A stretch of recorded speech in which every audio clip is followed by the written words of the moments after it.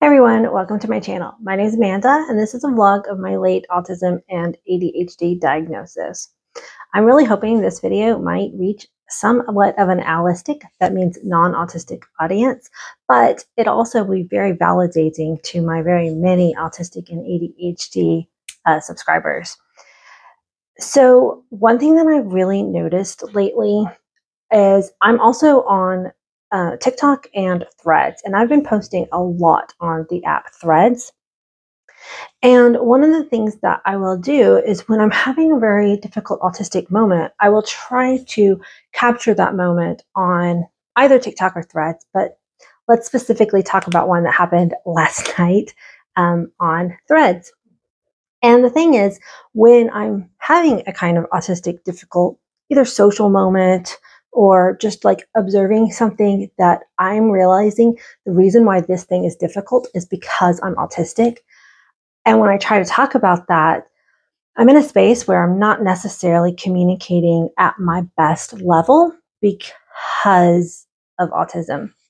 And so last night I was at the library where my kids were doing a teen book club, and I was just sitting down in the main area at a table. I was working on my book that I'm writing, and I had taken a moment and I was just kind of like sitting back and observing my environment for a few minutes.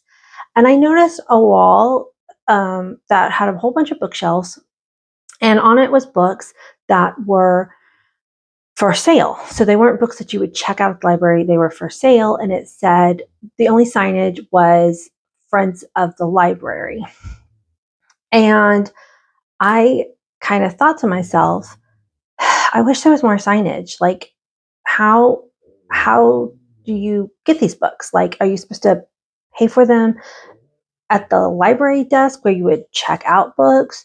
Are they marked differently? Because they didn't look like they were marked any differently, because a lot of them were old library books. So does the librarian know that this book is one of the for sale ones and not a checkout one? Is there an app? Because it said Friends of the Library. Is there an app that you're supposed to pay? I just, so many questions, right? Because no signage, no explanation. And so I got onto Threads and I said, this is an area where, because there's more questions than I feel like trying to figure out, I just wouldn't even. I don't have enough energy to figure out. And so I'm not even going to engage in that social experience of looking at these particular books that are in a library that are for purchase, not for checking out. And the responses from other autistic people were like, oh my gosh, I so feel you. Like, why can't they just explain things? Why can't they say for sale, buy book at front desk? Like, a couple more words on a sign would just clear up so much, because a lot of those places have like a little box and you just put the money in. So I was like looking to see if there was a box somewhere, because what if I missed it, you know? But the Allistic people, the people who are not autistic, in my comment section were like, just ask for help. You just ask for help. And because I was really struggling with my words last night, I was like, it's not that easy.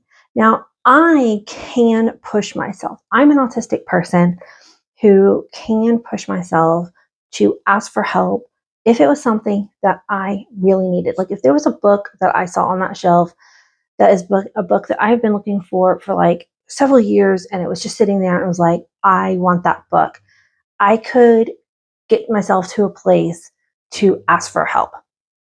But it's not that easy. And that's what I was trying to explain to the people on Threads last night, because also on that Threads were people who were like, it's just easy. You just go up to the desk. Why would you think anything else? And that's the thing. Like, for them, it just made sense. Like, that is the answer. That is the thing you do. It's common sense. But to an autistic person, it's not common sense. There could be so many variables. There could be specific desk that you check out at. There could be just like some of the ones that I've already gone over. There could be, again, that drop box where you pay. Maybe it's at the front desk. Maybe it's by the books. I don't know. And the thing is, so if you're autistic and you go up to somebody and you ask a question, you are kind of fearing that rejection or that, why are you asking this? That's so obvious. And when you get that over and over and over in your life, it can be just exhausting. And so you just start avoiding the areas where it's like, unless it's absolutely necessary, you just don't put forth the effort. The other reason why it's not super easy for autistic people just to ask for help is because the answers we might get might be a neurotypical answer, leading us to have so many more questions. So the answer that the person may give us still may not actually answer the problem for us, leaving us feeling just where we were or even more frustrated to begin with. This is an example of why autism is an invisible disability, because for somebody who's allistic, the things that are challenging for an autistic person just seem so obvious and so like trivial to an allistic person that they cannot fathom why we struggle with these things. They cannot put themselves in our shoes and find a place where this would be something that is difficult for them, which honestly is quite ironic because a lot of times autistic people get told that we lack empathy, but this is an area where neurotypical lack extreme empathy around an autistic person because they literally cannot empathize with our struggles. The other thing about this whole situation that was really funny is because I specifically said, I'm saying this is one specific example because I was like literally just kind of vlogging what was happening right then in that moment. But I tried to convey this is something that happens constantly all the time in every situation almost when we go out in public. Anytime I'm at a store, I'm like trying to understand and read the way the store works. Like, how do the checkouts work at this store? How, is it self-checkout? Is there,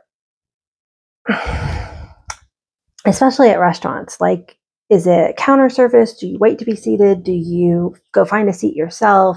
So I'm like constantly scanning and just trying to figure it out. And allistic people just kind of innately, they can just read the room. They walk into a restaurant and they're like, oh, this type of restaurant is this way. Or, sometimes there is good signage and we can figure it out. But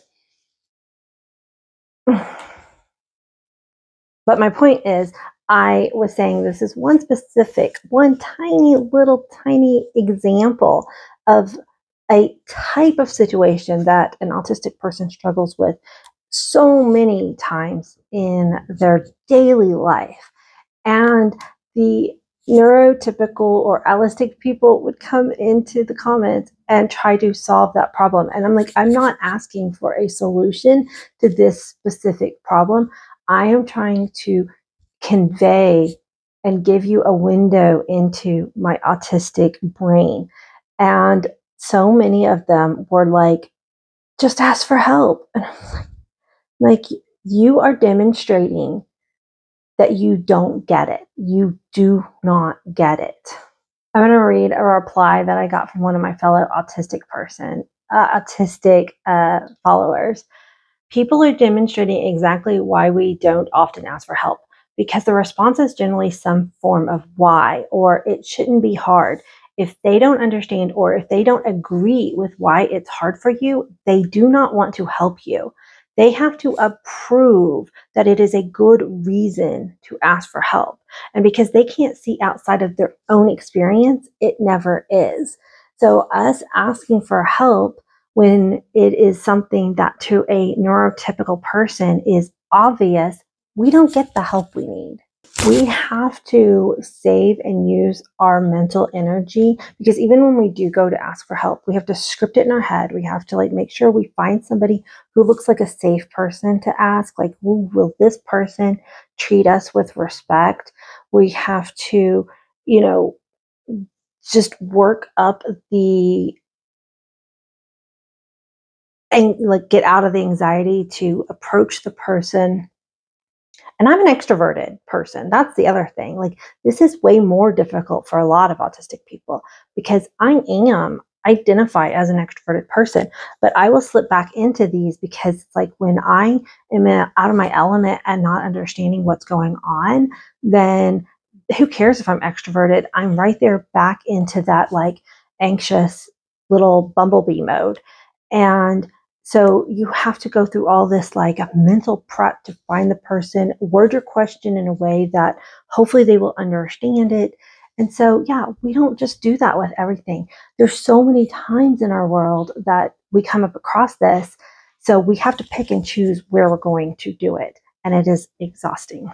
So we sit out and we avoid so many things because we just don't have the mental energy to figure out everything.